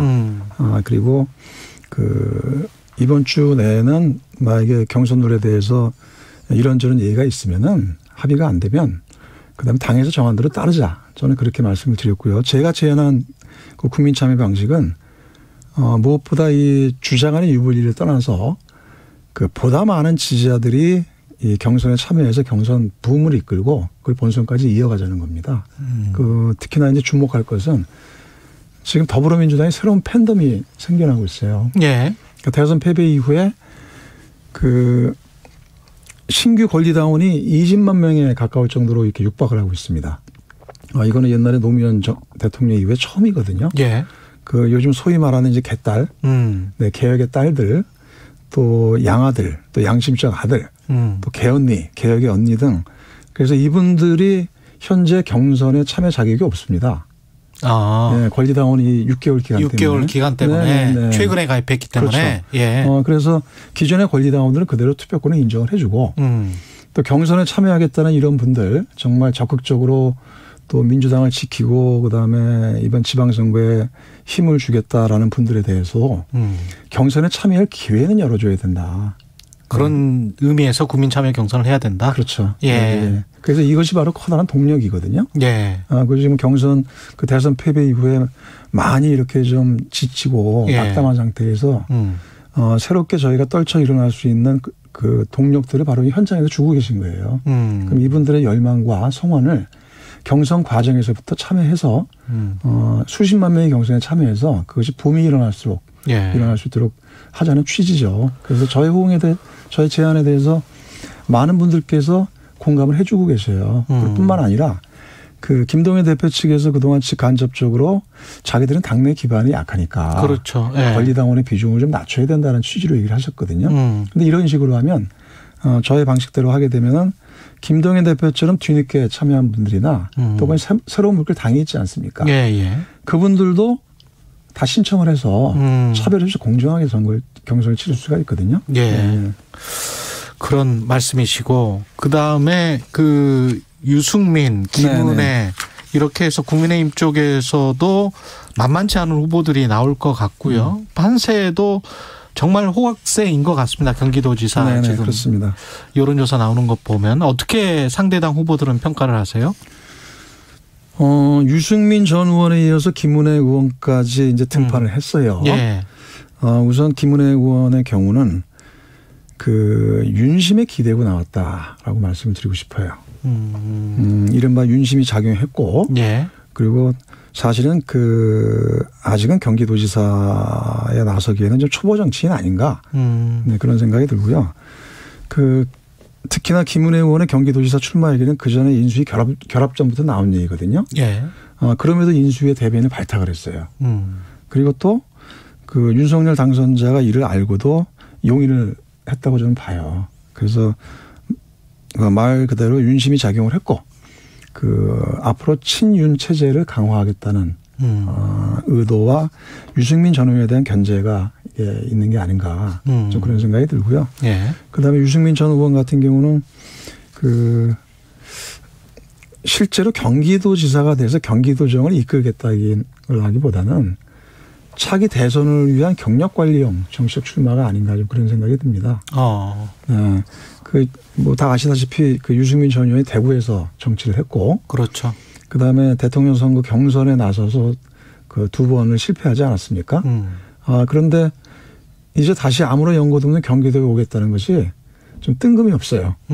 그리고 경기도가 인구가 1,400만에 이르는 아주 거대한 광해자치단체인데 경기도를 좀 우습게 하는 게 아닌가 좀 그런 생각이 듭니다. 우리가 이제 그 저희 입장에서 보면은 유승민 전 의원이나 김은혜 의원 누가 되든 간에 전선을 명확하게 치고 뚜렷한 차별화를 할 수 있다고 봅니다. 그렇군요. 당 이야기를 조금 해봐야 되는데 한 두 가지가 있는데요. 그 이재명 상임고문의 역할론 또는 국회의원 선거에 나와야 된다. 아니면 8월 전당대회 그때 당대표 나오는 게 그 정도 시점이 낫다. 뭐 이런 여러 가지 논란이 있는 것 같은데 어떻게 생각하십니까? 그 앞으로 이번 지방선거에 그 저희 더불어민주당이 반드시 승리해야 되는 선거이기 때문에 그 승리를 위해서 그 어떤 구도와 그림이 필요한가 또 그리고 또 더불어민주당이 이제 앞으로 이제 야당이 되면은 강력한 민주당으로 거듭나야 되지 않겠습니까? 또 그리고 지금 윤석열 정권이 보이고 있는 그런 표적 수사, 핀셋 그런 보복 수사, 그러니까 이에 대해서 저희들이 강력하게 맞설 수 있는 이런 또 진영도 짜야 되고요. 그런 점에서 그 이런 여러 가지 상황들을 고려했을 때 그 이재명 고문에 대한 조기 등판론, 이제 그런 얘기들이 지금 설득력 있게 나오고 있는 것 같습니다. 물론 이제 그 보통 이제 대선 주자는 대선이 끝나고 나면 좀 충분한 좀 시간적 여유를 드리면서 차분하게 미래를 설계할 수 있도록 하는 게 도리예요. 근데 지금의 상황들이 그렇게 녹록지 않다. 이런 점에서 좀 배경이 되고 있다고 생각을 합니다. 그렇군요. 그래서 의원님은 나와야 된다. 6월 조기 등판론 여기에 어떤 동의하시는 입장입니까? 저는 모든 가능성을 열어놓고 그런 전략적 검토와 좀 숙고가 필요하다고 봅니다. 그렇군요. 지금 보면 그 저희 지역구인 경기도 시흥 을지역이나 그다음에 인천 계양을 또 그리고 최근에는 그 성남 분당을 등 다양한 얘기가 나오고 있거든요. 그렇잖아요. 네네네. 그래서 아직 그 여부에 대한 판단과 결정을 지금 내릴 수는 없으나 이런 여러 가지 아주 복잡하고 간단치 않은 전반적인 정치 상황들을 감안을 해서 앞으로 계속 좀 충분한 숙고가 필요하지 않을까 이렇게 생각을 합니다. 서울시 판세가 굉장히 이제 불리해서 민주당 입장에선 그래서 이제 김동연 후보가 그쪽에 나왔으면 그런 말씀이셨잖아요, 아까. 네네네. 예. 근데 이제 서울시장 경선은 지금 뭐랄까요? 경쟁이 뜨겁다라기보다는 약간 좀 복잡하죠? 예, 복잡하다는 그런 느낌이 되는데 네. 민주당 안에서는 어떻게 좀 정리가 됩니까, 이게? 빨리 빠른 시간 내에 조속히 좀 수습을 하고 정리를 해야 된다고 생각을 합니다. 예. 그래서 현재 여러분들이 거론되고 있는데 예. 저도 제가 이제 경기도지사로서 출마를 한 플레이어의 한 사람이기 때문에 예. 제가 이제 그걸 구체적으로 감나라 변화를 할 수는 없죠. 예. 예. 제가 뭐라고 감나라 변화를 할 수 있는 건 아닌데 예. 무엇보다 지금 서울시장 선거가 만만치 않은 선거이기 때문에 또 수도권 전체에 영향을 주게 됩니다. 예. 서울, 경기, 인천에 이 패키지로 같이 가야 되거든요. 예. 그런 점에서 모두 거론되는 분들이 좀 선당후사의 정신으로 좀 더 이해들을 좀 좁히고 그 당이 그에 대한 부분들을 좀 같이 조정을 하고 해서 예. 뭔가 좀 지혜로운 좀 수습이 나왔으면 하는 그런 바람입니다. 알겠습니다. 마지막으로 이제 의원님만의 강점, 예, 본선에서 내가 먹힐 수 있다. 네네. 할 말씀해 주십시오. 이번 경기도지사 선거는 대단히 중요한 선거고요. 예. 아까도 말씀드린 것처럼 윤석열 정권에 대한 그런 견제와 그다음에 경기도에 녹아있는 이재명 고문의 그런 가치와 철학, 성과 업적을 계속 발전해야 되는 선거입니다.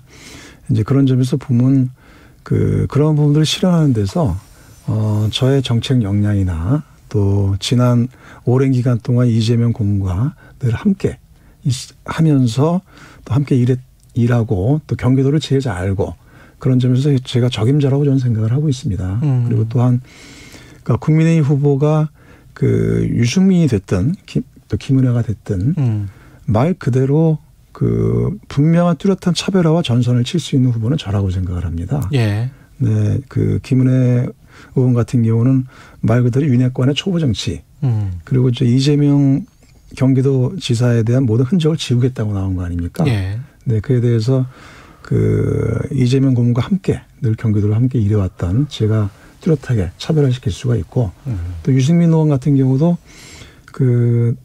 일종의 정치 철새적인 모습을 보이고 있어요. 과연 경기도정을 제대로 할 사람인가. 이제 그런 점에서 보면은 경기도에서 오랫동안 정치하면서 또 경기도를 이끌 역량과 비전을 갖춘 제가 맞상대다. 네, 그런 말씀을 드리겠습니다. 알겠습니다. 6일 지방선거 경기도지사 출마 선언한 더불어민주당 조정식 의원이었습니다. 고맙습니다. 네, 고맙습니다. 공정, 공익, 그리고 균형. 한 발짝 더 들어간다. 세상에 이익이 되는 방송. 최경영의 최강시사.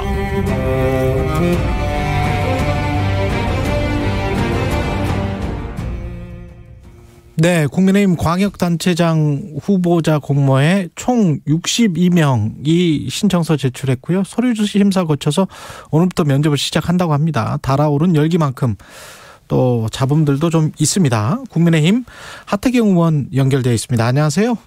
예, 안녕하세요. 예, 의원님 오랜만입니다. 예. 강용석 변호사 가세현. 예, 최고위에서 어제 복당 신청이 불어댔죠? 예, 그렇죠. 표결을 처리했다고 하더라고요. 예, 이유가 뭐였습니까? 그분 상식적으로 우리 당하고 참 안 맞잖아요. 그냥 허경영 정당이 더 어울리지 않습니까? 그리고 이제 그분이 사실 옐로우 저널리즘이라고 하잖아요. 황색. 예, 황색 저널리즘. 예. 그래서 뭐 거의 스토킹 수준의 예. 그런 뭐 사생활 프라이버시 관련한 것도 다 공개하고. 그래서 이제 그분이 이제 정치한 건 꽤 오래됐고 성격이 그렇게 바뀌었기 때문에 우리는 이제 빨간색 정당이고 황색 정당은 아니죠. 오히려 예. 뭐 허경영 정당에 가서 투톱으로 하게 되면 저는 이제 왜냐면 그분이 또 열렬한 지지자들도 있거든요.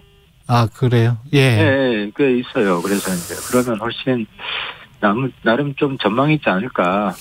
그분을 위해서 드리는 말씀이고. 예. 그리고 사실 우리 당의 미래도. 예.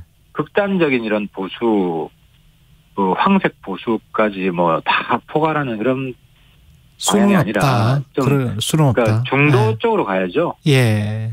당의 미래도 예. 중도 대통합 쪽으로 좀 더 개혁적인 보수 그리고 또 개혁적인 중도 진보까지도 아우르는 뭐 이런 방향으로 가야 된다고 봤을 때, 예. 뭐 강용석 씨 개인을 위해서도 그렇고 제가 뭐 정치하지 마라는 이야기는 안 하겠어요. 뭐 정치를 뭐 하고 싶으면 하시되 예. 자기한테 맞는 곳에 가서 하는 게 낫지 않겠냐. 예. 윤리와 품격 같은 거는 아예 포기한 그런 방송, 그런 일을 하고 있잖아요. 예. 알겠습니다. 가짜없으시네요. 경기 도지사 선거는 어떻습니까? 국민의힘 입장에서는 약간 좀 그래도 유승민 전 의원이 출마하면서 험지였는데 좀 뭐 상황이 좀 바뀌는 것 같다. 여론조사 보면 그런 이야기도 있고 명분이 없다. 뭐 이런 비판도 있고 그렇습니다. 그렇죠. 이제 좀 뭐 경선을 하면 경쟁이 되니까 내부에서도 뭐 비판이 나오고 할 텐데 어쨌든 그 경기도에서는 이번 대선에서도 한 5% 졌잖아요. 예. 지역에 어려운 곳이 되었고 그래서 확장성이 상당히 제일 중요한 지금 요인이 돼 버린 거거든요. 그래서 뭐 연고가 없다고 대한민국 사람이 다 대한민국 지역에 나온 건데 예. 아니, 국회의원은 원래 지역구에서 선출하는 것이지 예. 국가를 대변하는 역할을 하는 거예요. 국민 전체를 대변하는 역할을 하는 것이고 예. 그래서 뭐 상임위원회가 뭐 경상도위원회 지역별로 돼 있지 않지 않습니까? 예. 다 저도 지금 국방위원회 있고 업무 기능별로 돼 있잖아요. 전 국민을 다 관할하는 업무이고 그리고 또 대선 했었잖아요. 네. 대선 출마한 입장에서는 전국이 다 내 지역구입니다. 아, 대선 출마하면 전국이 다 내 지역구.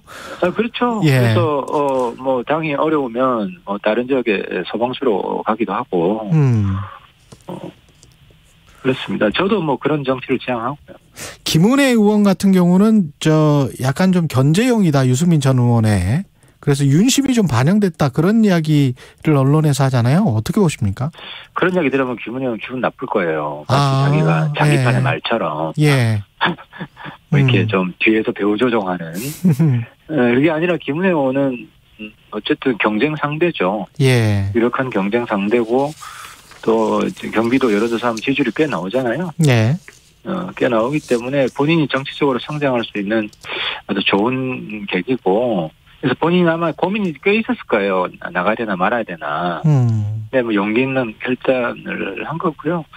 그래서 굉장히 좀 저는 경기 경선, 지사 후보 경선에 우리 당의 컨벤션 효과가 있을 것이다. 그렇군요.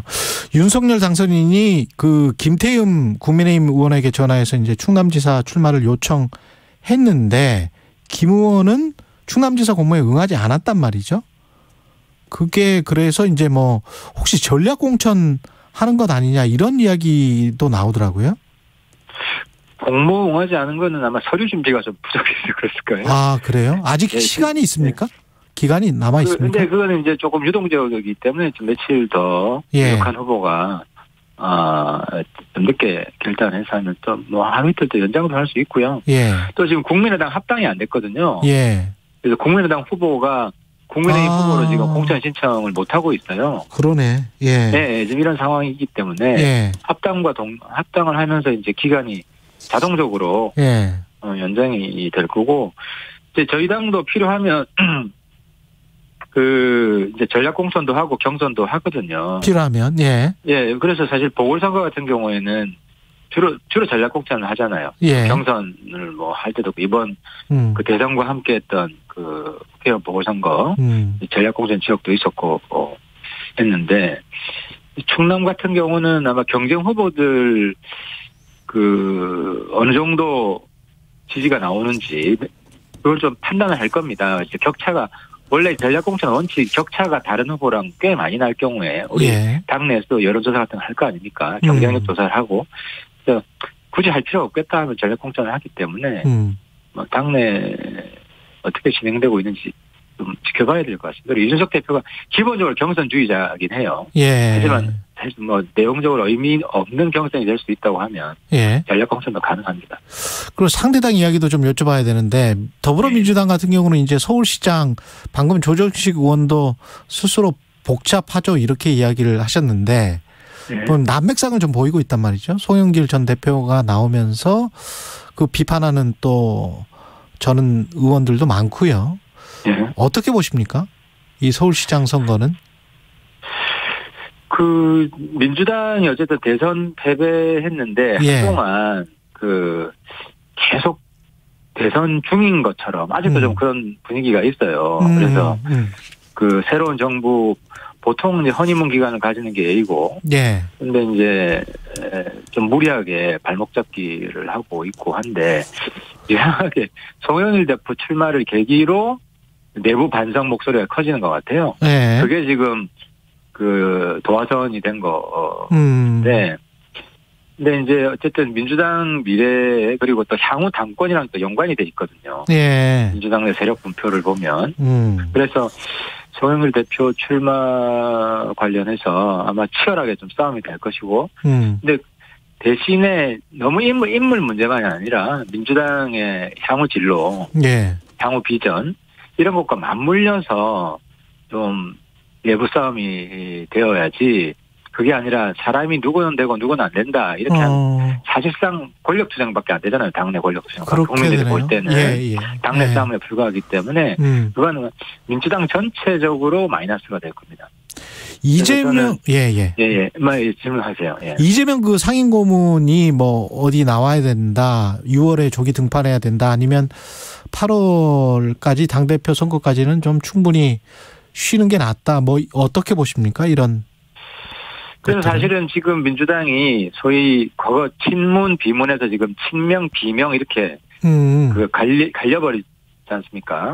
그래서 이제 친명적 의원들은 그 이재명 후보 조기 등판 이야기하고 이재명 후보 입장에서도 사실 민주당을 좀 자기의 방탄 정당 정도로 생각하는 것 같아요.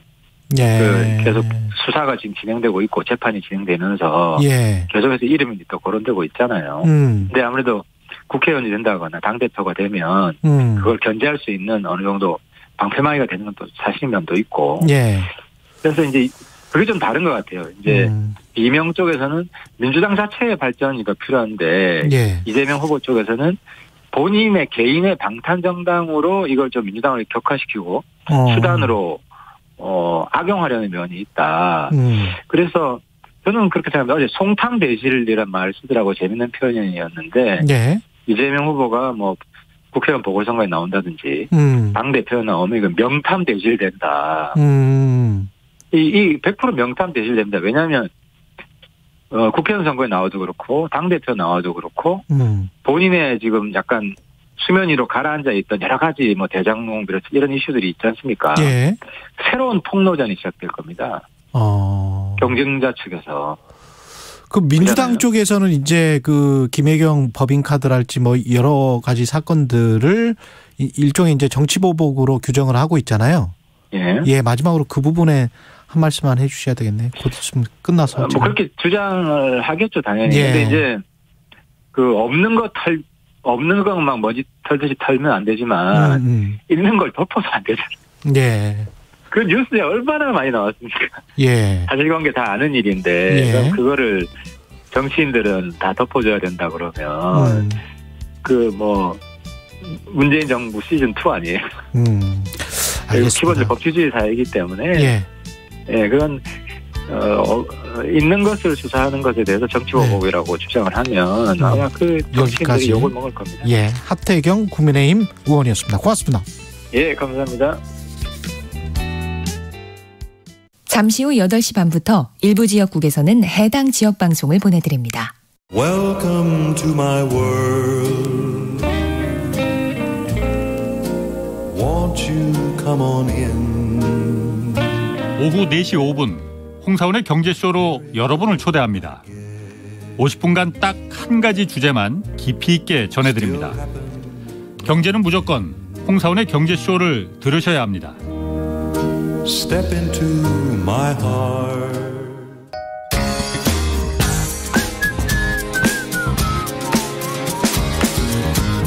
오늘 하루도 치열하게 정의롭게 살아내는 여러분 하루의 시작과 끝을 응원합니다. 매일 오후 5시 5분 주진우 라이브.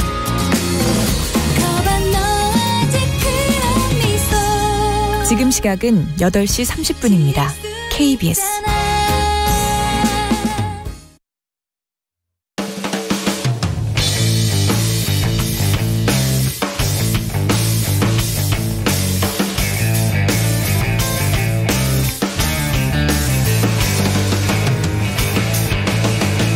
최경영의 최강 시사.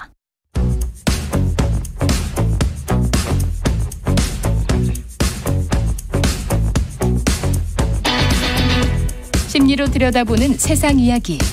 뉴스는 심리다. 네, 정치, 경제, 사회 등 우리 사회 다양한 이슈를 심리학적 관점에서 풀어보는 시간입니다. 최경영의 최강시사 뉴스는 심리다. 아주대학교 심리학과 김경인 교수님 나오셨습니다. 안녕하세요. 네, 안녕하세요. 예, 오랜만에 뵙습니다. 오랜만에 뵙는 것 같네요, 진짜. 네. 한 2주 만, 3주 만입니까? 3주죠. 3주죠. 지난주에는 전화로 제가 출장 때문에. 그렇죠. 네네. 예. 오늘은 반려동물 이야기네요. 반려동물이 우리 심리에 미치는 영향. 국회에서 지금 동물보호법 개정안이 통과가 됐고, 네네. 반려동물 키우는 게 아이 키우는 거랑 비슷합니까? 어떻습니까? 뭐 저도 곁에서 지켜보니까, 예. 뭐 정말 거의 거기에 준하는, 그렇죠. 그런 그 마음이 가는 네. 모습을 보이는데, 저희 집도 이제 키우세요? 네네. 강아지를 합니다. 예, 한 마리. 네네. 예. 뭐 전형적으로 네. 제가 이제 아내, 딸 둘 그러니까 4인 가족이잖아요. 네. 근데 제가 전형적으로 제가 집에서 5위다, 5등이다 이렇게 얘기하는 그런 집이죠. 예. 네. 근데 이제 그 강아지가 먼저 나오죠. 그러니까요. 그 아빠 오면. 그렇죠. 네. 다들 자고 있거나. 아니면 스마트폰 보고 있는데. 스마트폰 보고 있거나. 네. 그래서. 근데 그것 때문에 정말 항상 나를 따르는 사람 반려동물이거나 이런 느낌이 사람이 아니고 항상 나를 따르는 거는 얘구나 이런 느낌이 드나 봅니다. 사람이. 사람보다 더 중요하다라고 얘기할 수는 없겠지만. 예. 그런데 집에 들어갔을 때 어딘가에 갔을 때 반겨준다라고 하는 그 느낌은 예. 사실은 굉장히 기쁘죠. 기쁘고 소중하죠. 그렇군요. 네. 그거는 그 느낌은 저는 저희 집에서 강아지를 뭐 주도적으로 돌보는 그런 자세까지 보여주지는 못하는데 그 느낌은 참 그래서 안 나오잖아요. 예. 찾으러 다니죠. 어디 갔어? 왜 안 나와? 막 이러면서 네, 그런 게 있죠. 네. 이게 그 인간 심리를 안정시키는데 뭐 긍정적인 영향을 주겠죠, 당연히. 그럼요. 그리고 예. 가장 중요한 건 특히 이제 왜 우리 강아지, 고양이 이렇게 대표적인 이제 반려동물은 우리가 안아주고 만진다는 가장 중요한 인간의 촉감. 네. 촉감이라고 하는 애착을 이루는 가장 중요한 감정과 관련이 있어요. 예. 어렸을 때 어른이 한 번도 안아주지 않은 아이들이 후천적 사이코패스가 되는 경우들이 되게 많이 보여요. 그렇군요.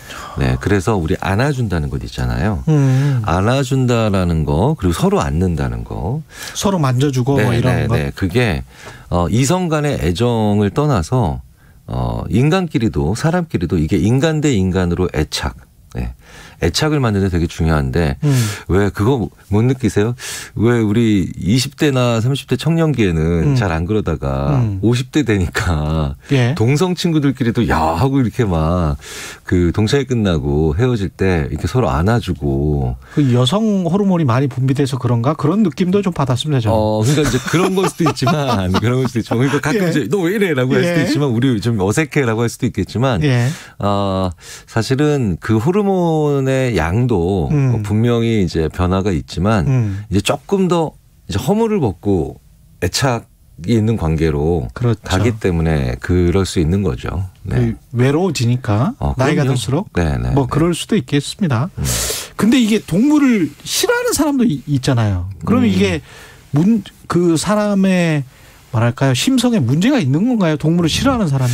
뭐 싫어한다. 근데 싫어할 수 있는 이유는 정말 다양합니다. 예. 그러니까 왜 어렸을 때 강아지에게 물렸다거나 그다음에 무섭다. 뭐 특유의 냄새 때문이거나 예. 여러 가지일 수도 있죠. 예. 그런데 안 좋아하는 것과 학대하는 건 완전 다른 문제죠. 그렇죠. 완전 그렇죠. 다른 문제죠. 그렇죠. 네, 그래서 예. 그 사이코패스, 소시오패스 이런 쪽에 범주로 분류될 수 있는 사람들은 거의 예외가 없을 정도로 어렸을 때 그 징후를 동물에 대해서 나타내요. 네.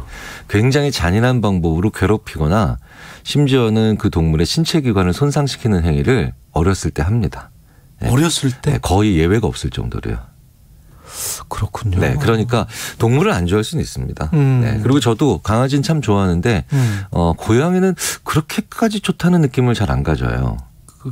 그런 분들이 있죠. 네네, 그러니까요. 강아지야, 고양이야, 뭐 그렇죠. 이랬을 때 근데 짜장이야, 짬뽕이야처럼. 네. 근데 저는 예. 그런데 그렇다고 해서 고양이를 때리거나 고양이에게 뭘 던지거나 이러고 싶은 마음은 추워도 없거든요. 그렇죠. 그건 생명 대 생명으로 느끼는 감정이니까요. 예. 자, 그래서 그 동물을 안 좋아하는 거 그건 뭐 얼마든지 가능하죠. 근데 동물을 학대한다라는 건 이건 굉장히 이게 왜 안 좋냐면 제가 자주 말씀드리죠. 학대받는 사람 못지않게 힘든 건 학대받는 광경을 보는 우리예요. 그렇죠. 끔찍하잖아요. 네, 그러니까 네. 굉장한 고통이에요. 예. 굉장한 고통이고 심지어 그래서 반려동물을 키우는 분들은 뉴스에서 동물이 학대되는 그런 장면, 모자이크 처리하고 이렇게 해드려도 마치 사람이 살해당하는 것 같은 혹은 사람이 폭력을 행사당하는 것 같은 그런 끔찍한 장면을 뇌에서 그대로 느낍니다. 네. 그러니까 보도할 때도 조금 이렇게 약간 더 조심해 주셨으면 좋겠어요. 네. 근데 이 학대랄지 하는 이런 거를 하는 사람들 있지 않습니까? 우리가 사건 사고 그런 게 보도가 나오는데 그 사람들은 그러면 정신적으로 뭔가 문제가 있는 겁니까? 그럼요. 어렸을 때 어떤 자신이 받았던 학대로 인한 감정의 반발이라든가 그다음에 아니면 무언가 박탈됐다는 느낌에 대한 보상 심리라든가 다양한 어떤 그 성장 과정이나 이런 과정에서 느꼈던 어떤 자신의 문제점으로 인해서 그게 더 약한 자한테 가게 되거든요. 그럼 사람한테도 갈 수가 있나요? 그렇죠. 얼마든지 가죠. 저는 개인적으로 동물을 대하는 자세를 봤을 때 사람에 대한 예의나 사람에 대한 긍정적 태도를 예측하는 건 좀 어렵겠지만 사람에 대한 부정적 태도를 예측하는 데는 상당히 괜찮은 시그널이 될 것 같습니다. 그렇군요. 제가 농담 반 하지만 진담도 반을 섞어서 어렸을 때 같이 동물원에 갔던 친구들 중에 동물한테 무언가 나쁜 짓을 했던 애들은 다 정말 좀 어딘가가 사회적으로 문제가 있는 친구들이 되더라고요. 굳이 범죄자의 범주로 넣지 않더라 하더라도. 그렇군요. 네. 그러니까 예를 들어서 식당에 가서 서비스를 해주시는 분들, 그러니까 이렇게 도와주시는 분들, 이렇게 지금 이 순간의 상황에서 무언가 사실 약자도 아니에요. 그분들은 그냥 상황에 맞춰서 자기 직무를 수행하시는 자기 분들인데 역할을 하는 거죠. 네. 그런데 조금이라도 상대방이 약자라고 하는 암시를 받으면 자기 절제력이 떨어지면서 무언가 어쨌든 조금이라도 갑질을 하는. 네네네. 무례한 어떤 주도권을 행사하는 사람들이 보면 다는 아니겠지만 어렸을 때 동물을 대하는 태도는 상당히 예측력 있어요. 그렇군요. 네. 이게 사람이나 동물이나 대하는 게 근데 이게 동물이라는 게 강아지, 고양이 다 우리보다 인간보다 수명이 짧잖아요. 그렇죠. 그러면 네네. 어렸을 때 강아지 때부터 키우다가 한 뭐 길게 살아서 뭐 15년 산다. 그리고 만약에 떠난다라고 하면 이게 그 받는 고통? 그럼요. 네네. 아이가 떠날 때만큼일 것 같은데요. 그 정도 되면? 뭐 어떤 심리학자들은 뭐 이게 굳이 성차가 있는 건 아니지만 예. 남성분들 같은 경우는 아주 절친한 친구를 잃은 정도의 느낌. 그다음에 여성들 같은 경우는 정말 자기 자식이나 뭐 자식까지 아니더라도 조카를 잃은 느낌 정도의 아주 강한 아주 정말 깊은 슬픔에 잠기는 경우가 예. 굉장히 많다라고 얘기를 하죠. 상실감이 엄청나게 큰 거예요. 네, 그 정말. 15년 뭐 20년 동안의 그 시간. 네. 그리고 둘이 그 나눴던 어떤 경험들 그렇죠. 뭐 이런 것들이 네. 슬픔, 그러니까 슬픔이죠. 그렇죠. 그 슬픔은 정말 우리가 옆에서 봤을 때 마땅히 같이 슬퍼해줘야 될 정도의 그 슬픔이죠. 네, 마땅히 슬퍼해드려야 됩니다. 네. 만약에 그렇게 반려동물이 사망했을 때 네. 해외 같은 경우는 휴가를 주는 기업도 있다고 하더라고요. 네. 예.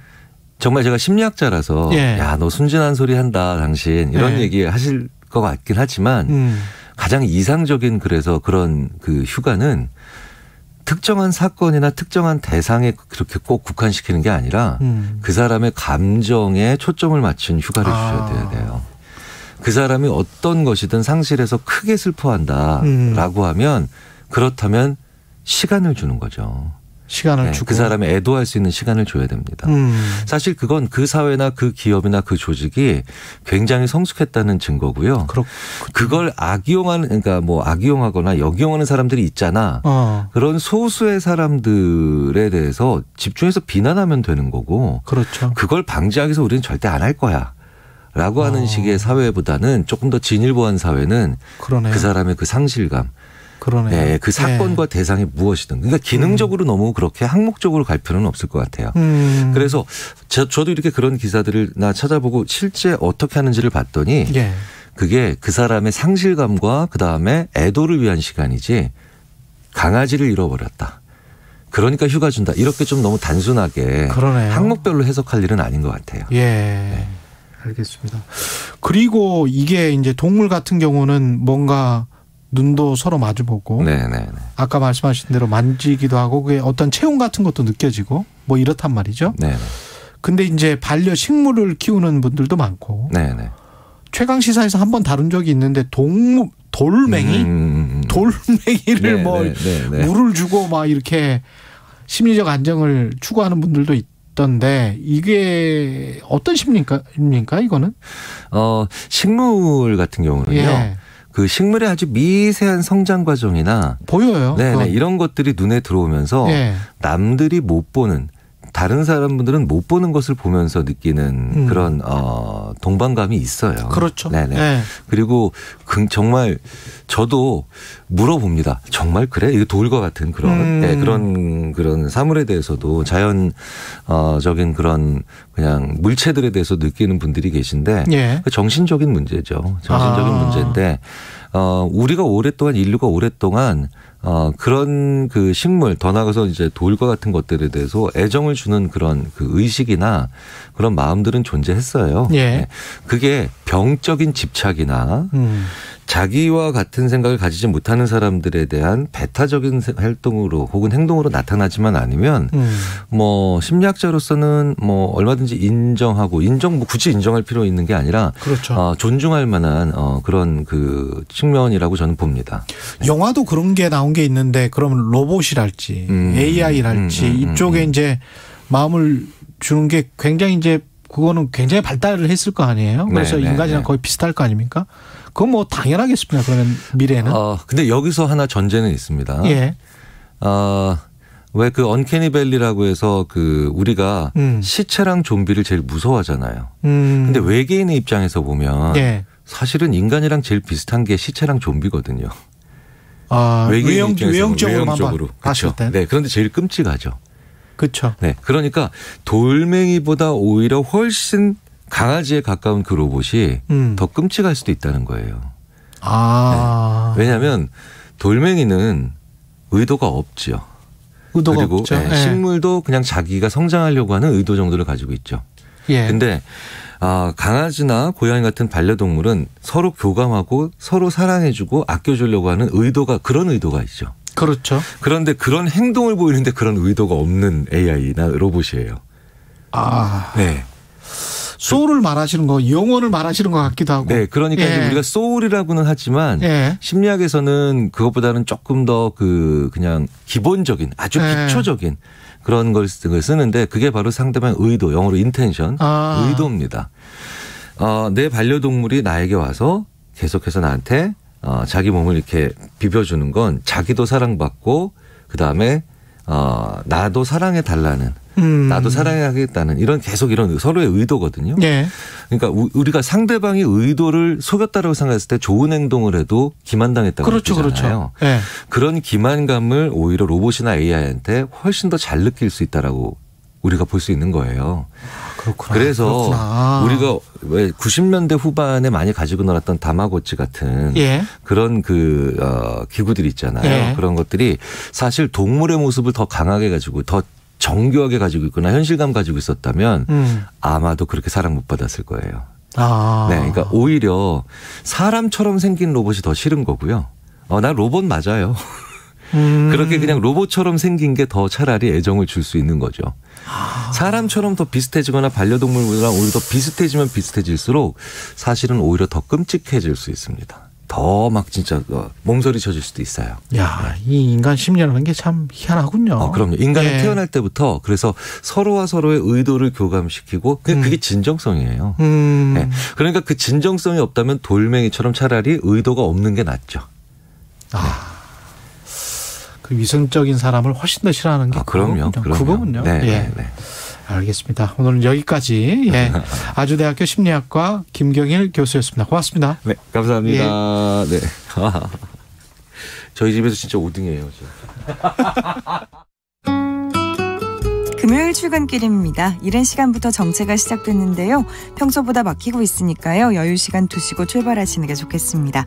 먼저 경부고속도로인데요. 서울 방향으로 판교에서 판교분기점까지 정체고요. 달래내 부근에서 반포까지 밀리고 있습니다. 반대 부산 쪽으로는 반포에서 서초까지 천천히 가고요. 신갈분기점에서 수원까지와 오산에서 이어서 밀립니다. 경인고속도로는 서울 방향인데요. 서인천 부근에서는 승용차 사고를 처리하고 있고요. 서인천 나들목부터 밀리고 있습니다. 서해안고속도로 서울 방향으로 일직분기점에서 금천까지 천천히 갑니다. 반대 목포 쪽으로는 순산터널부터 막히기 시작했습니다.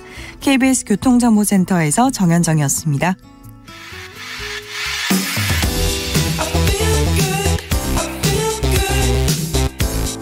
세상에 이익이 되는 방송 최경영의 최강시사. 네, 새 정부가 윤석열 정부 교통안전과 편의성 등을 고려해서 속도 제한을 일부 완화하는 방안을 추진하고 있습니다. 인수위가 그러는데요. 신중한 접근이 필요하다는 지적도 나오고 있습니다. 도로교통공단의 박무혁 교수님 연결돼 있습니다. 안녕하세요. 네, 안녕하세요. 반갑습니다. 예, 지금 시행 중인 게 이제 50, 30. 그래서 도시지역 간선도로는 시속 50km, 이면도로는 시속 30km 이내. 이게 이제 지난해 4월에 시행됐단 말이죠. 네. 예. 근데 그때 또 물론 반대하는 사람들 목소리도 꽤 있었어요. 너무 답답하다. 뭐 이랬었거든요. 네. 예. 이걸 이제 조정하겠다는 거잖아요. 네, 맞습니다. 예. 어떻게 보세요? 예, 실제 5030 정책 시행 이후에 보행자 교통사고나 사망사고가 분명히 감소하는 등의 효과가 있었거든요. 예.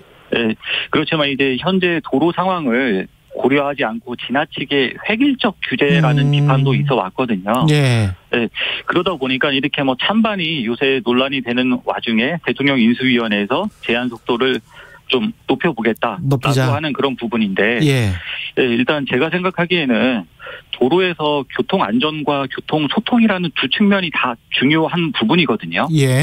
근데 교통 안전을 저해하지 않는 범위 내에서 교통 소통을 위해서 일부 보완한다라는 점에 대해서는 긍정적인 변화의 시도라고 생각할 수 있을 것 같습니다. 그러면 제한속도를 60km로 높인다는 거는 그 전하고 똑같아지는 겁니까? 그렇지. 예, 맞습니다. 지난해 4월 전면 시행됐던 게 5030이었고 그 전에 제가 기억에 6040이었던 것 같은데. 예, 그렇죠? 맞습니다. 이제 5030 정책 시행 이전으로 다시 일부 도로는 돌아가겠다라는 것입니다. 네. 예, 일부 도로는 도수 지역 간선도로 일부는 돌아가겠다. 그러니까 시간대도 좀 다르나요? 시간대를 좀 생각을 하나요? 사람들이 보행자들이 조금 안 다니는 그런 시간대에는 좀 속도를 좀 높여도 된다. 뭐 이런 거를 좀 만듭니까? 지금 대통령 인수위원회에서는 주로 이제 장소를 보고서 그걸 주로 하는데 이제 스쿨존과 관련해서는 뭐 시간대를 좀 고려해 보겠다. 뭐 이 정도까지 나오는 것 같습니다. 네. 그렇군요. 부작용이랄지 효과랄지 다 있을 것 같은데 그걸 좀 다시 한 번만 설명을 해 주시겠어요? 네, 제한 속도를 상향하자는 입장에서는 좀 이제 교통 체증이 다소 해소될 수 있을 거고, 그리고 이제 정체된 차량에서 내뿜는 환경오염 유발 물질이 있기 때문에 좀 어느 정도는 상향하자라는 입장을 밝히고 있고요. 그리고 이제 다만 현재 5030 체계를 유지하자라는 입장에서는 이렇게 다시 제한 속도를 높이게 되면은 교통사고 가능성이나 보행자 사망사고 등이 다시 높아질 수 있기 때문에 이렇게 각자 입장에서 말씀을 하고 계시는데 일단 뭐 다들 타당하고 좋은 말씀이신데 일단 먼저 제가 생각했을 때는 제한 속도 10km를 올렸을 때 과연 얼마나 교통체증이나 환경오염이 줄어들지 그리고 또 교통사고율이나 보행자 사망사고가 얼마나 높아질지에 대해서 보다 철저한 분석이 우선되고 난 이후에 이제 속도를 높여도 될 도로를 선정하는 게 좀 이루어지는 게 필요하다라고 생각이 듭니다. 낮췄을 때 아까 사망사고랄지 사고가 좀 줄어들었다 이렇게 말씀하셨는데 어느 정도나 줄어들었습니까? 숫자가 나온 게 있나요? 네, 그것 때문에 이제 5030 정책 시행 이전 대비해서 보행자 사망사고가 16.5%가 줄어들었다라는 통계가 나오고 있거든요. 그렇기 때문에 이제 속도를 10km만 낮춰도 보행자 사망사고가 16.5%가 줄어든다라고 봤을 때 분명 5030 정책이 보행자 사망사고를 줄이고 교통사고 사망자를 전반적으로 줄여보자라는 거에 일정 부분은 기여했다라고 판단할 수 있는 지표가 보이는 거거든요. 그렇군요. 어린이 보호구역 같은 경우는 어떻습니까? 지금처럼 해야 되나요? 지금 이제 제가 말씀드리고 싶은 게 스쿨존과 관련된 부분인데 일단 그보다 앞서서 좀 한 말씀만 더 드리면요. 일단은 도로의 특성이나 자동차 통행량, 보행자 수, 교통사고 통계 등을 고려해서 이제 제한 속도를 다소 높이더라도 보행자 교통안전을 침해하지 않는 도로를 어떻게 잘 선정하느냐가 제일 중요한 부분이거든요. 근데 이제 스쿨존에 대해서는 좀 이보다 좀 더 엄격하고 집중적인 검토가 필요하다라고 생각이 듭니다. 그 이유는요. 일단은 스쿨존은 통상적으로 이제 초등학교 주변의 주민생활구역과 상당 부분 겹치거든요. 그리고 이제 통계상으로 봤을 때도 또한 이제 밤 시간에도 스쿨존 교통사고는 지금도 발생하고 있고요. 그리고 또 이제 대부분의 국민들에게 스쿨존은 제한속도 30km다라는 인식이 좀 깔려 있다 보니까 좀 스쿨존은 이제 일반 도로를 좀 속도 상향하는 기준을 삼는 것보다는 조금 더 엄격한 기준으로 가야 되지 않을까라는 생각이 듭니다. 아까 배기가스 말씀을 하셨는데 속도에 따라서 환경에 어떤 영향을 미치는 게 좀 다릅니까? 속도를 줄이거나 늘렸을 때 어떻습니까? 네. 일단 그 부분과 관련돼서 한 두 가지 관점에서 말씀드리고 싶은데요. 첫 번째는 도로가 정체된 곳에서는 이제 자동차 대수가 단위 면적당 많기 때문에 거기서 나오는 매연이 집중되다 보니까 그 지역의 공기를 이제 좀 환경 오염을 좀 더 촉발시키는 거죠. 그렇겠네요.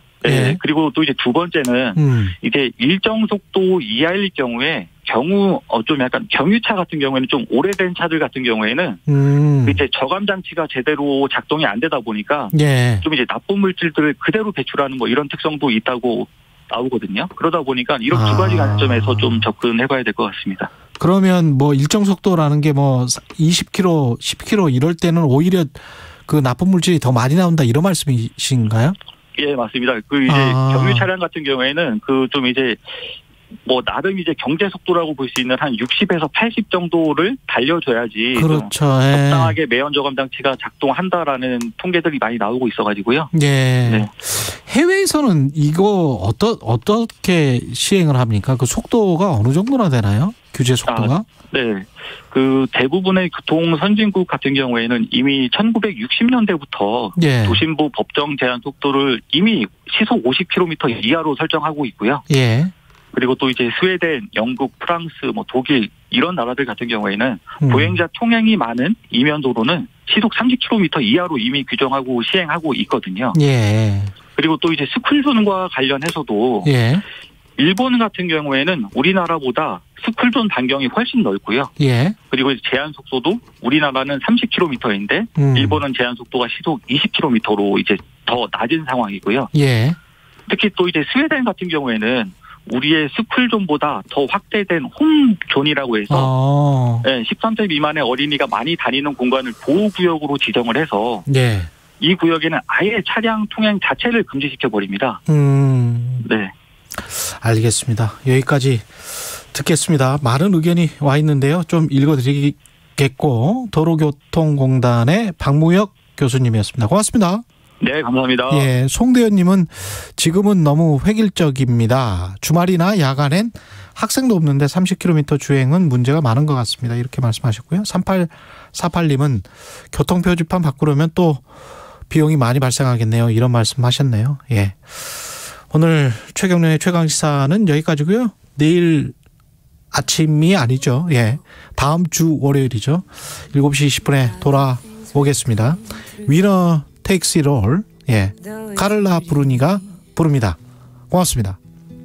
Now it's history. I've played all my cards, and that's what you've done too. Nothing more to say, no more race to play. The winner takes it all, the loser standing small beside the victory. That's her destiny. I was in your arms, thinking I belonged there. I figured it made sense, building me a fence, building me a home, thinking I'd be strong there. But I was a fool, playing by the rules the gods may throw a dice, their minds as cold as ice, and someone way down here loses someone dear. The winner takes it all, the loser has to fall. It's simple and it's plain. Why should I complain?